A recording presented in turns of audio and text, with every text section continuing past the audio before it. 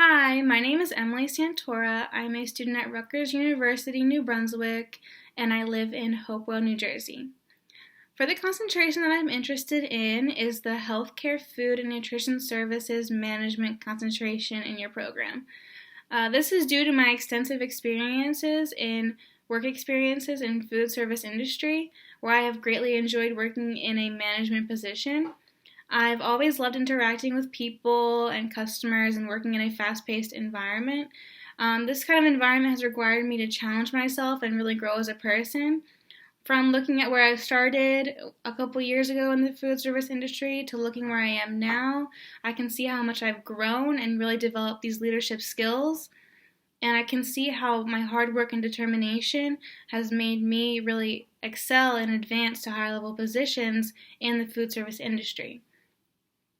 My goal with nutrition and the food service management concentration is to really combine my two passions of, working in food service and being a leader and also having this passion for nutrition.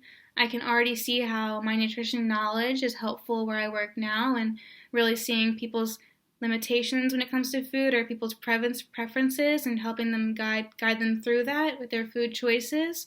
And I'd love to see how this can really transform into a healthcare setting. If selected into your program, I would be ecstatic to really advance my end goals of combining my two passions. And I've selected Northern NJ as my location because I am a commuter and Plainsboro and Elizabeth would be optimal sites for me geographically. However, if needed, I'm willing to travel further from my rotation sites. For question 2, this is for how I would respond to all the requests from my preceptors and my clinical rotation. And I would respond very positively and accepting to these requests. I'm very aware of how demanding of a schedule I will have if I am accepted into the internship. And I have seen how in my past years of university, I can handle working 20 hours a week and volunteering and having an extensive course load. And I know I can handle having a demanding schedule. And I have even found that I excel even better and perform better when I am in a more demanding schedule because being busy and having things to do is just where I excel and I can really focus my time on the internship because this is a really big goal of mine and I've been working so hard for this ever since I started university. And I know that the DI is going to take a lot of my time and I'm really ready to focus on the DI.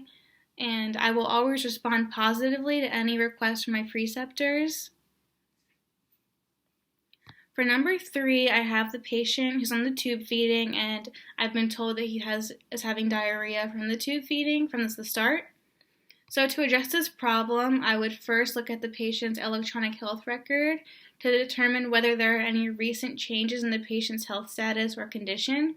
And maybe he has received medications that are causing the diarrhea, so I'd also look for any medications he's receiving. I would then want to discuss this issue with the healthcare team to determine the best course of action for this patient. It is quite possible that the diarrhea is due to the osmolarity or the amount of enteral nutrition formula being given to the patient.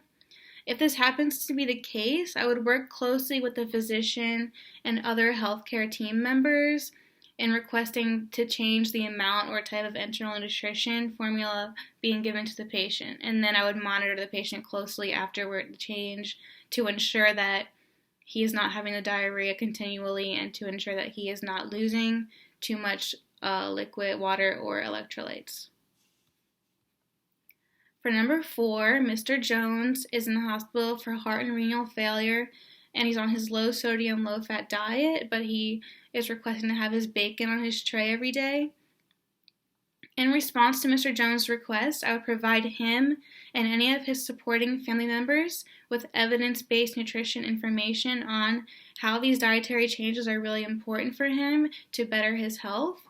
And I would assure him that there are substitutes for the bacon, like turkey bacon, that he could have that could still be part of his healthy diet. So he doesn't have to give that up completely because I'm very understanding that these habits are hard to break.